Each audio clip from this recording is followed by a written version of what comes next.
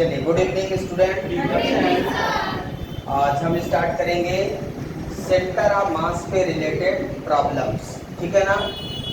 आज जो problem start करेंगे, फार्मूला हमारा होगा,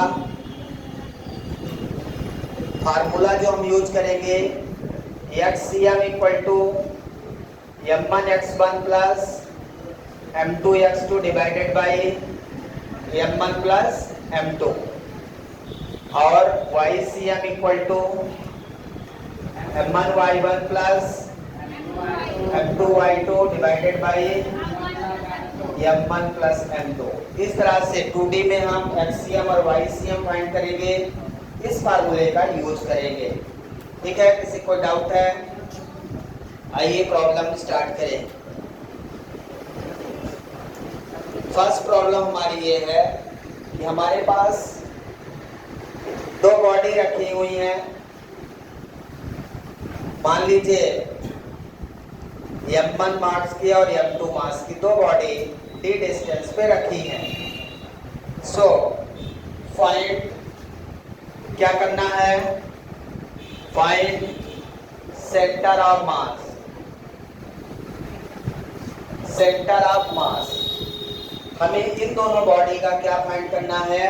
सेंटर ऑफ मास फाइंड करना है। ये बिल्कुल इस तरह से जैसे एक बॉडी ये है और एक बॉडी ये है, ये d डिस्टेंस पे रखी हैं। इन दोनों बॉडी का सेंटर ऑफ मास हमें फाइंड करना है।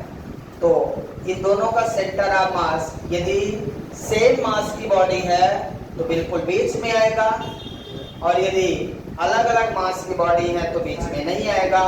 सेंटर ऑफ मास उधर शिफ्ट हो जाएगा जिधर बॉडी का मास ज्यादा होगा। क्लियर है? So how to find the centre of mass given discrete body. अलग अलग बॉडी का सेंटर ऑफ मास हमें निकालना है। क्लियर है? दो तरीके से हम सेंटर ऑफ मास निकालेंगे, एक डिस्क्रीट बॉडी और एक कंटिन्यूअस बॉडी। डिस्क्रीट बॉडी का मतलब दो अलग अलग बॉडी हैं, और फिर कंटिन्यूअस का मतलब एक ऐसी बॉडी जिसमें उसका मास कंटिन्यूअस है, हर जगह यूनिफॉर्म डिस्ट्रीब्यूशन है। तो बॉडी ए है और बॉडी बी है, मान लीजिए। सेंटर ऑफ मास निकालने के लिए मुझे XCM और YCM, मतलब सबसे पहले हमें पोजीशन वेक्टर बनाना होगा। क्या बनाना होता है? Position vector. और पोजीशन वेक्टर बनाने के लिए हमें एक्सिस बनानी पड़ती है। क्या बनानी पड़ती है? एक्सिस। तो एक्सिस हम कैसे बनाएंगे? इनमें से किसी मास को एक एक्सिस कंसीडर कर लें। यदि हम इसे एक्सिस कंसीडर कर लें, इस वाले मास को, माना कि ये ओरिजिन है, ठीक है ना, तो ये ओरिजिन है। क्लियर है? समझ में आ रहा है क्या? यदि ओरिजिन है तो यहाँ हमारा कोऑर्डिनेट 0,0 हो जाएगा, और इस बॉडी का कोऑर्डिनेट क्या हो जाएगा? x कितनी डिस्टेंस है? d, d,0। मतलब इसमें x कितना है? d। कितनी दूर ये रखा है x एक्सिस में, माना कि ये x एक्सिस है और ये y एक्सिस है। समझ में आ रहा है क्या? तो एक बॉडी जिसको हमने ओरिजिन ले लिया, वहां पे कोऑर्डिनेट x भी 0 और y भी 0। दूसरा बॉडी इस ओरिजिन से कितनी दूर रखा है? d डिस्टेंस, मतलब उसका x क्या हो जाएगा? d, और y क्या हो जाएगा? 0। क्लियर है? अब यहाँ पे हमें XCM निकालना है, इसका YCM 0 होगा। कैसे? अभी प्रूव कर दूंगा। पहले XCM निकालता हूँ, ध्यान से देखिए। फार्मूला क्या है? M1x1 plus M2x2 divided by M1 plus M2। किसी कोई डाउट है यहाँ तक? अब देखिए XCM इक्वल टू M1 मतलब पहली बॉडी का मास M1 ही है, और x1 मतलब पहली बॉडी, ये x1 कोऑर्डिनेट हो गया, ये x2 हो गया, और ये y1 हो गया, और ये x2 और y2। x1 y1 x2 y2 coordinate हो गया, तो x1 की वैल्यू क्या है? 0 प्लस M2, हमारा M2 ही है, लेकिन x2 क्या है? d है। x2 क्या है भाई? d divided by M1 plus M2। तो ये वाला टर्म तो 0 हो जाएगा, बचेगा क्या? M2 into d। ये बचेगा M2d divided by M1 plus M2। So this is the axiom. और YCM निकालेंगे तो M1Y1 plus M2Y2 divided by M1 plus M2। Clear है यहाँ तक? M1 M1 ही है, लेकिन Y1 कितना है? 0। क्लियर है? M2 इंटू Y2, Y2 कितना है? 0 दिख रहा है, divided by M1 plus, so this is equal to 0। तो YCM हमारा कितना आ गया? 0। XCM हमारा कितना आ गया? M2D by M1 plus M2। So coordinate of centre of mass क्या हुआ? Coordinate of centre of mass, coordinate of centre of mass क्या हुआ? बोलिए, क्या लिख देंगे? XCM कामा YCM लिखते हैं हम। कोऑर्डिनेट क्या लिखते हैं? XCM comma YCM। तो XCM की वैल्यू कितनी है? M2D by M1 plus M2 comma 0। So this is the coordinate. Clear है? This is the centre of mass of two body whose mass M1 and M2। Clear है? अच्छे से देखिए, अच्छे से लिखिए।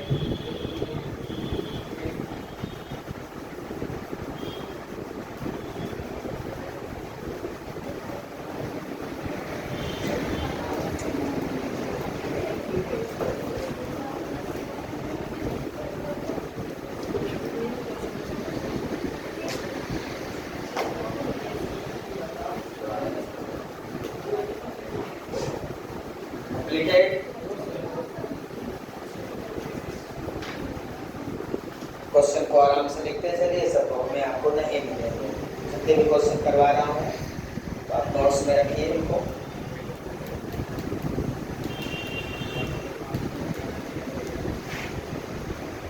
सभी कॉम्पिटिटिव कॉन्सेप्ट है यहाँ पे। तो ये कॉन्सेप्ट यदि आप पकड़ पाते हैं तो आप कंपटीशन के क्वेश्चंस लगा सकते हैं।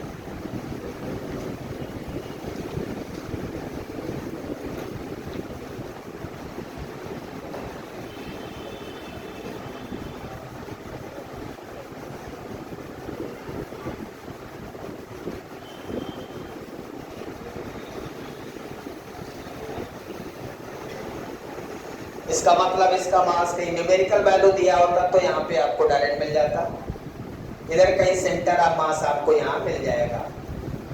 ठीक है ना? बॉडी के बीच में कहीं पे आपको सेंटर ऑफ मास मिल जाएगा। क्लियर है?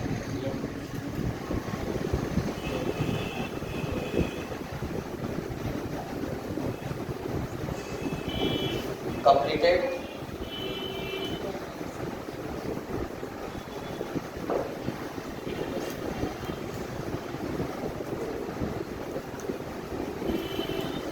नेक्स्ट प्रॉब्लम लेते हैं। Problem number 2।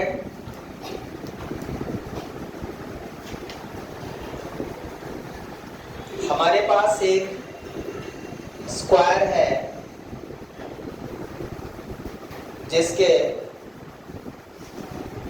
कॉर्नर पे कुछ मासेस रखे हैं।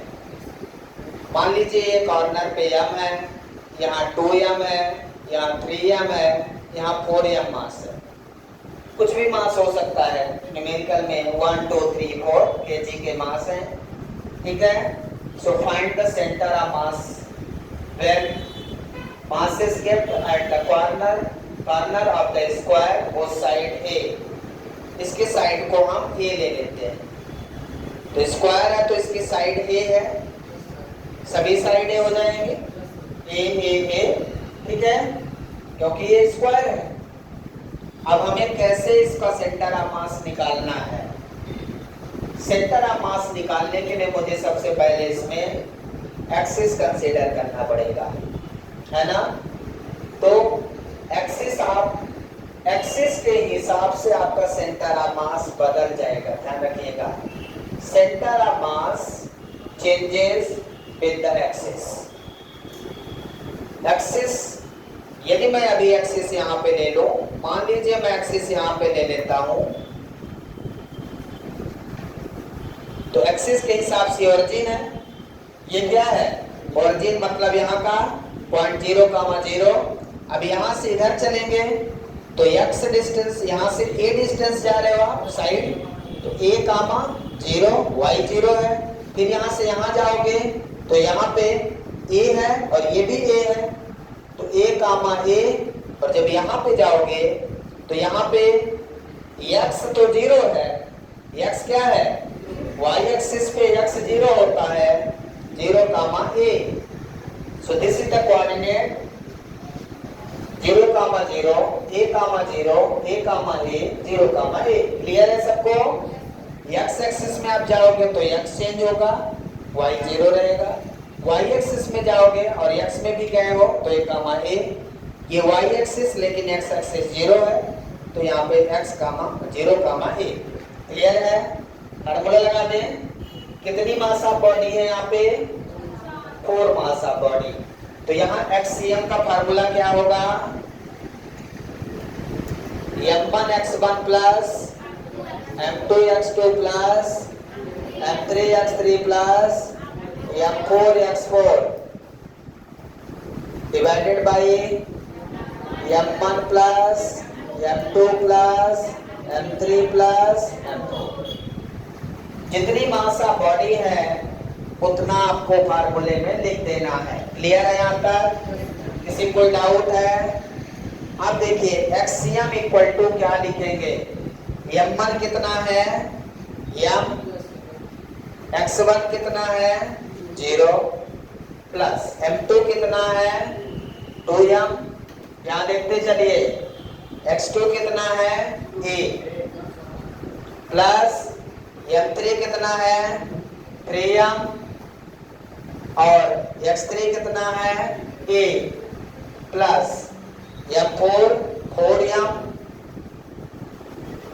और x4 0, कितना है यहाँ 0, डिवाइडेड बाई m1 मतलब m plus 2m plus 3m plus 4m, कितना आएगा एक्सियम बोलिए, ये तो खत्म हो गया, 0 0 वाला 0 हो गया, 2ma plus 3ma, 5ma divided by 4 plus 3 7 plus 2 9 plus 1 10m, m से m कटेगा 5 2 जा, so this is the a by 2, so xcm equal to a by 2, axcm equal to a by 2। any doubt? Simple है ना, बहुत simple है। आपको जितनी mass of body है उतना यहाँ पे लिखना है, m1x1 plus m2x2 plus m3x3 plus m4x4 divided by m1 plus m2 plus m3 plus m4। ये आपका कोऑर्डिनेट, ये x1 y1, ये x2 ये y2, ये x3 ये y3, ये x4 ये y4। ठीक है, इस तरह से हमने ले लिया। ऐसे भी आप चल सकते हो, कोई दिक्कत नहीं है, लेकिन जिस मास ऑफ बॉडी को लोगे उसी का कोऑर्डिनेट लेना है, ये ध्यान रखना है। ऐसे भी आप ले सकते हो m1 m2 m3 m4, m1 m2 m3 m4, कोई दिक्कत उसमें नहीं है, लेकिन आप कोऑर्डिनेट वही लेंगे जिस मास बॉडी को ले रहे हैं। कोई कंफ्यूजन इसमें? यहाँ तक लिखिए अच्छे से। ये बहुत अच्छे क्वेश्चन है, कंपटीशन में आईआईटी और नीट के लेवल के क्वेश्चन यही है, यही आते हैं पेपर में और बच्चों से नहीं बनते। क्यों नहीं बनते? क्योंकि जब उस लेवल पे पढ़ेंगे नहीं तो क्यों बनेगा। लेवल पे पढ़ना पड़ता है, कोई चीज कठिन नहीं है संसार में। संसार में केवल कठिन वो होता है जब हम उस लेवल का पढ़ते ही नहीं। जब हमारी सोच तो आईआईटी और नीट की है, लेकिन हम पढ़ाई स्कूल लेवल का भी नहीं कर पा रहे हैं, तो फिर समस्या वही है। चलिए कोई बात नहीं, धीरे धीरे आप समझदार बन जाएंगे और आने वाले समय में आप एक अच्छे इंजीनियर और एक अच्छे डॉक्टर बनेंगे, ये मुझे उम्मीद है, आशा भी है। और कुछ दिन बाद जब हम रोड पे मिलेंगे तो आप डॉक्टर की वर्दी में होंगे और मुझे पहचानने से इनकार कर देंगे। मैं आपको नहीं जानता। ये नेचुरल फिनोमेना है, कोई नई बात नहीं है। आज हमारे पढ़ाए हुए स्टूडेंट IAS है, लेकिन क्या पता मिल जाए तो पहचानने से हमको पहचान जाएंगे। चलिए समय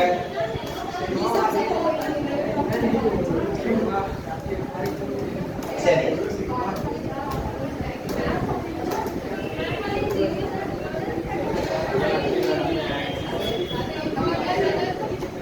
लिख लिया यहाँ तक बेटा।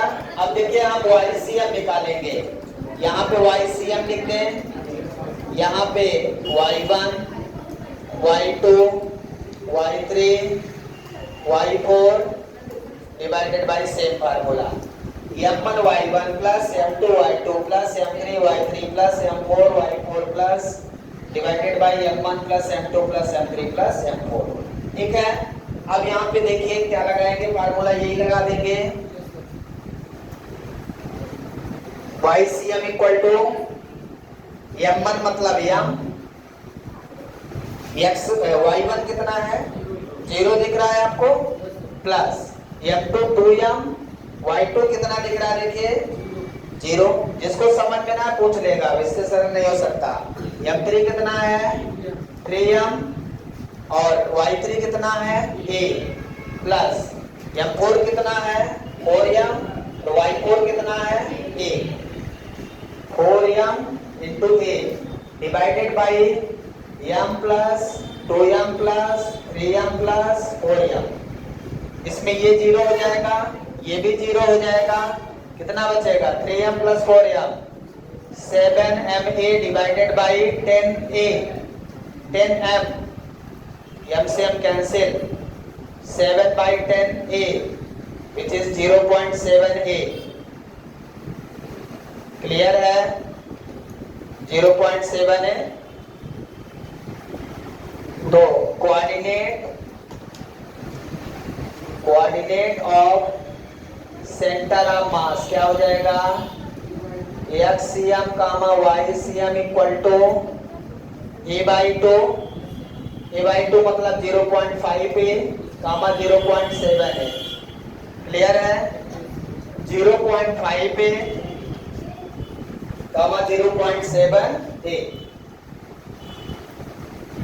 So this is the coordinate of center of mass of a body when all the body kept at the vertex of square of side small। Clear है। इसे में न्यूमेरिकल करते हैं। क्लियर है 1 kg 2 kg 3 kg 4 kg of side मान लेता हूं 2 metre, side of square is 2 metre. Okay coordinate इसका क्या होगा 0,0, सेकंड हो जाएगा 2,0, थर्ड हो जाएगा 2,2, फोर्थ हो जाएगा 0,2। क्लियर है। सॉल्व करिए, ट्राई करिए जल्दी।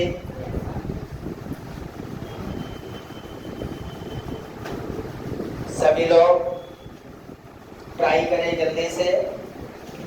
नेक्स्ट प्रॉब्लम न्यूमेरिकल, बहुत सिंपल है।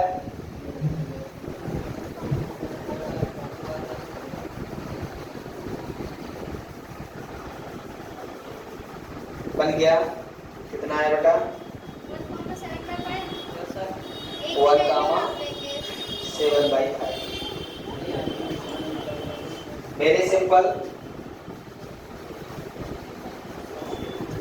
यहां से XCM देखिए डायरेक्ट लिख रहा हूं M1 X1 plus M2 x2 plus m3 x3 plus m4 x4 divided by 1 plus 2 plus 3 plus 4 कितना आया? ये तो 0 हो जाएगा। 4 plus 6 10 by 10 so which is equal to 1 metre. Unit metre में आएगी 1 मीटर। क्लियर है? समझ में आ रहा है क्या? m1 x1 m2 x2 m3 x3 m4 x4 तो ये वाला 0 हो गया।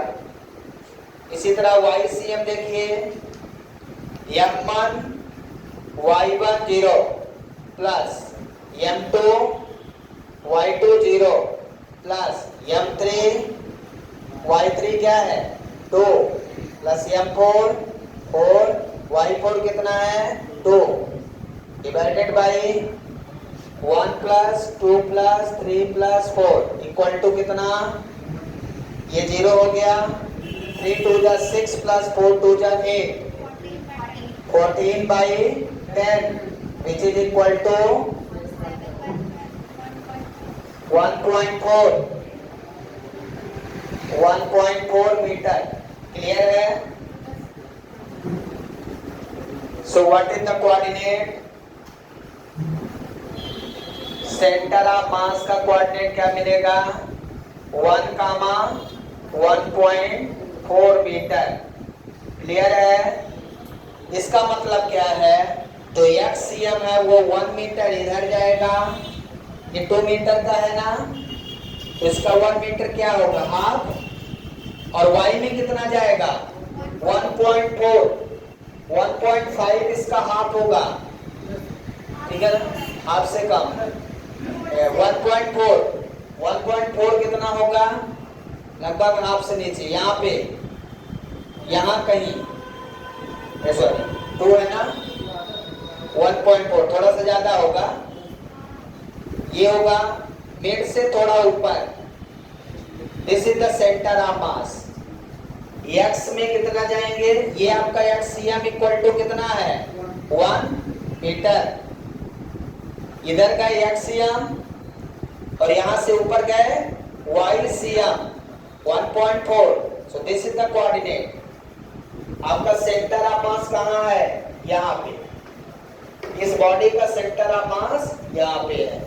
क्लियर है? XCM का मतलब क्या? x एक्सिस की ओर कितना जाना है? 1 मीटर। ये पूरा 2 मीटर है, 1 मीटर गए। फिर YCM का मतलब वहीं से ऊपर y की ओर कितना? 1.4। तो पूरा कितना है? 2 का हाफ कितना है? 1 से थोड़ा ऊपर 1.4। ठीक है? पूरा नोट करिए जल्दी से। नोट कर लिया? XCM YCM रिप्रेजेंट कर दीजिए ग्राफ में, फिगर में ये लाइन खींच के और दिखा दीजिए। बता दो, किसी को डाउट है इस क्वेश्चन में? ओके, वीडियो का स्क्रीनशॉट ले सकते हैं आप जब आपको जरूरत है तो। अब हम आते हैं नेक्स्ट प्रॉब्लम पे जो ट्रायंगुलर होगी। हमारे पास एक क्या है? ये ट्रायंगल क्या है? इक्विलैटरल ट्रायंगल है। कैसा है ट्रायंगल? इक्विलैटरल, जिसके वर्टिसेस पे कुछ मास ऑफ बॉडी रखी है। न्यूमेरिकल ले लो। मान लीजिए यहाँ 1 kg है, यहाँ 2 kg बॉडी है और यहाँ 3 kg की बॉडी रखी है। क्लियर है? इसकी साइड वही ले लेता हूं 2 मीटर। ठीक है? 2 मीटर।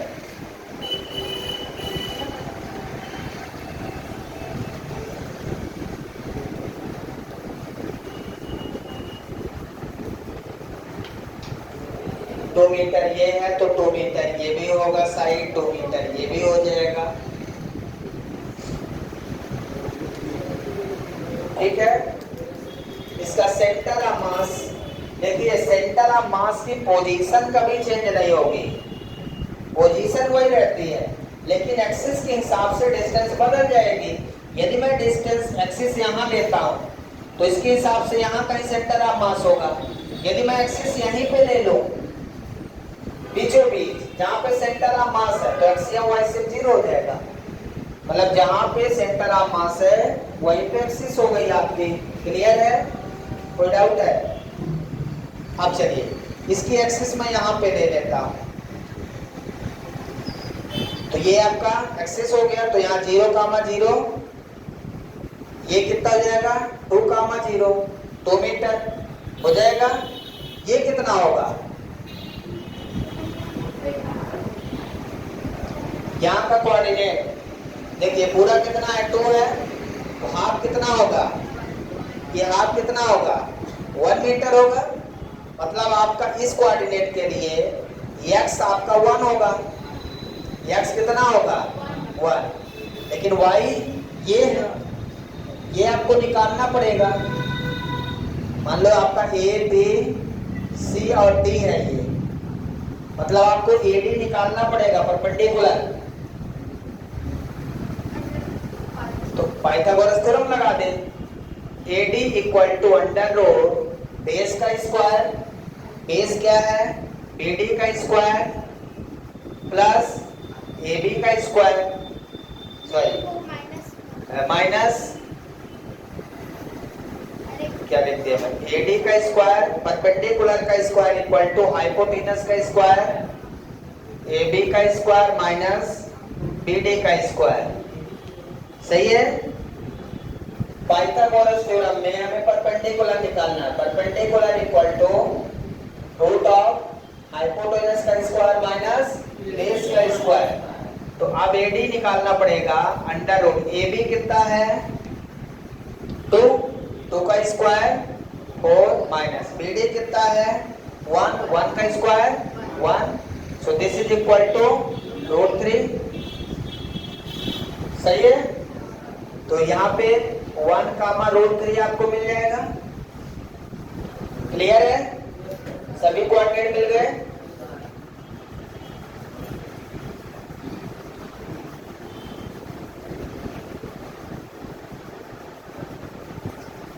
कोऑर्डिनेट मिल गया तो फिर एक्सियम वाईसीएम निकालना कठिन नहीं है, वेरी सिंपल।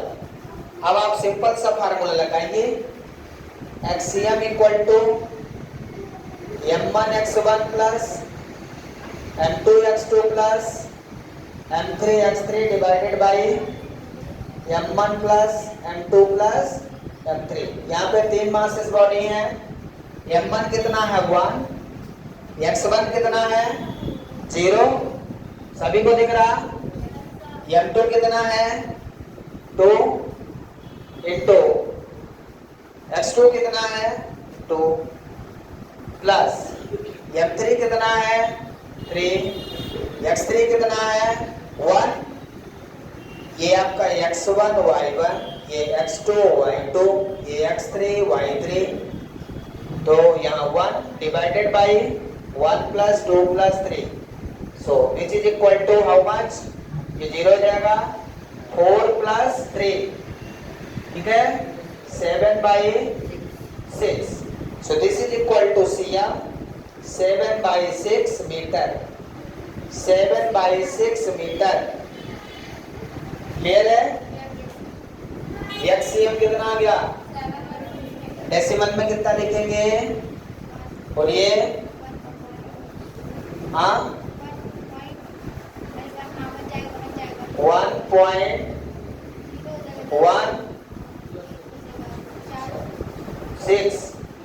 1.16 मीटर समथिंग आएगा आपका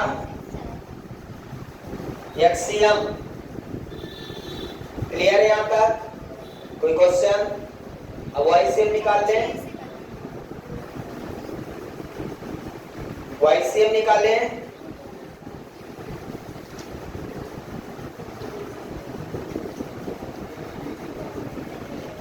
YCM equal to m1 y1 plus m2 y2 plus m3y3 divided by m1 plus m2 plus m3। m1 कितना है 1, y1 कितना है 0, m2 है 2, y2 कितना है 0, m3 है 3, y3 कितना है √3 divided by 1 plus 2 plus 3। So which is equal to 3√3 divided by 6। सही है, 3 2 जा 6। So YCM equal to √3 by 2, 1.732 divided by 2, 0.8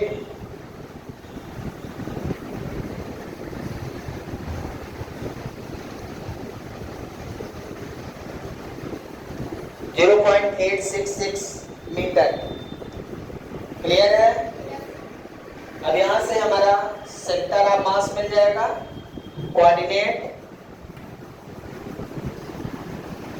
coordinate of centre of मास कितना मिलेगा? FCM 1.16 कामा 0.866 मीटर। क्लियर है? किसी को डाउट है? पोजीशन इसकी क्या होगी? ग्राफ में दिखा सकते हैं।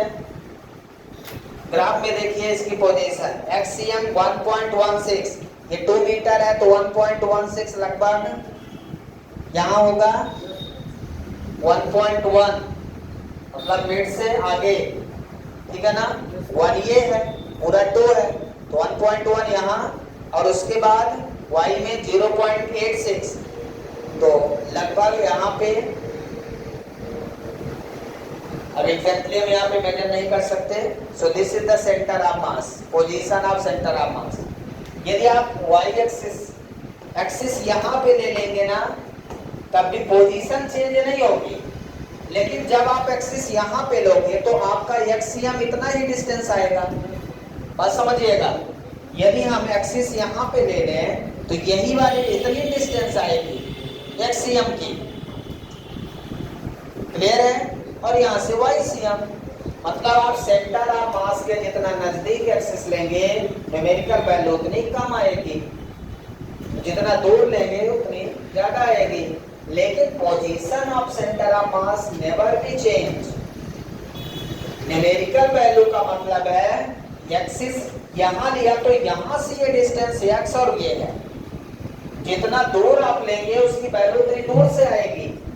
जब आप एक्सिस यहाँ पे ले लिया तो यहाँ से ये डिस्टेंस पे आपको मिलेगा centre of mass, position change नहीं होगी। सेंटर ऑफ मास की न्यूमेरिकल वैल्यू एक्सिस के हिसाब से चेंज होगी। क्लियर है? ठीक है, thank you, have a nice day.